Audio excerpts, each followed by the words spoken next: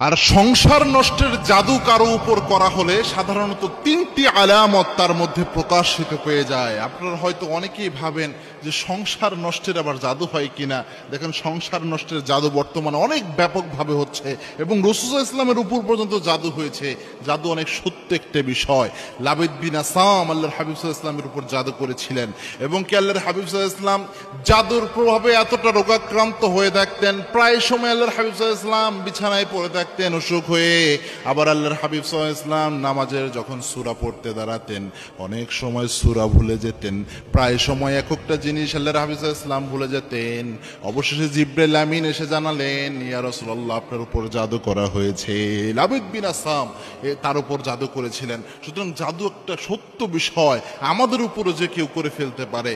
তিনটি আলামত যদি আপনি দেখেন তাহলে বুঝতে পারবেন যে হয়তোবা এমন জাদু করা হয়েছে। যেহেতু এক ভাই প্রশ্ন করলেন যে সংসার নষ্টের জাদু হলে কি কি হয়, তার মধ্যে এক নাম্বার যে আলামতটা সেটা হচ্ছে, যদি এমন দেখেন পারিবারিক জীবন পরিচালনার ক্ষেত্রে যে আপনার স্ত্রী নরম সরম মেজাজের মানুষ ছিল, অত রাগী মেজাজ বদমেজাজি মানুষ ছিল না, কিন্তু ওই স্ত্রী হঠাৎ করে কি যেন হয়ে গেল, অনেক বদমেজাজি হয়ে গেছে, কথা বললেই রেগে উঠে, যে কোনো কিছুতে রাগ করে, অনেক চিল্লাফাল্লা করে, এরকম আচরণ স্বাভাবিক তবিয়ত ন্যাচারাল যে মেয়েদের বৈশিষ্ট্য এটা থেকে বের হয়ে এসে অনেক রাগী মেজাজি হয়ে গিয়েছে, তাহলে বুঝতে পারবেন হয়তোবা এটা জাদুর প্রভাব হতে পারে, অথবা যে কোনো তাবিজ করতে পারে, এরকম কোনো কিছু হয়ে যেতে পারে।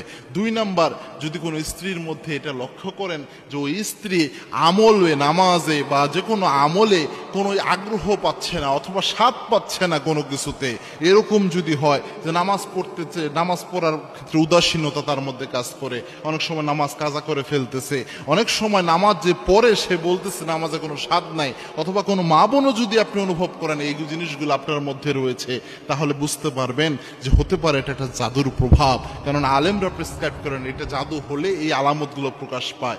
তিন নাম্বার হচ্ছে যে যদি শরীরের মধ্যে অযথা কোনো ব্যথা দেখা দেয়, অর্থাৎ কোনো রোগ ব্যাধি নেয়, আপনি চিকিৎসা করাচ্ছেন কোনো রোগ ব্যাধি বের হয় না, কিন্তু মাথা ব্যথা শরীর ব্যথা প্রায় সময় এটা দেখা দিচ্ছে, কিন্তু আপনি খুঁজে পাচ্ছেন না যে এরকম কোনো কিছু দেখা দিচ্ছে, তাহলে বুঝতে পারবেন যে আপনার উপর জাদু হতে পারে। এবং জাদু হলে অনেক মেয়েরা এমন হয় যে স্বামীকে সহ্যই করতে পারে না, স্বামীকে দেখলে মনে হয় যে জম দেখতেছে, এরকম ভাবে ট্রিট করে।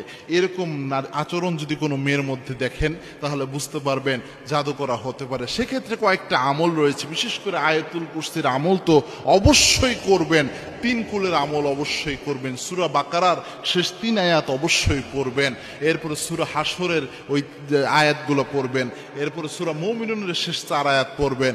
এর পাশাপাশি একটা দোয়া সকাল সন্ধ্যা 3 বার পরে শরীরে ফু দিবেন।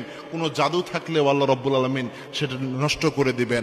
আল্লাহর হাবিব সাল্লাল্লাহু আলাইহি ওয়াসাল্লাম জানিয়েছেন, কোনো ব্যক্তি যদি সকাল সন্ধ্যা 3 বার শুধু পড়তে পারে বিসমিল্লাহিল্লাযী লা ইয়াদুররু মা'a ইসমিহি শাইউন ফিল আরদি ওয়ালা ফিস সামা ওয়া হুয়াস সামিউল আলিম।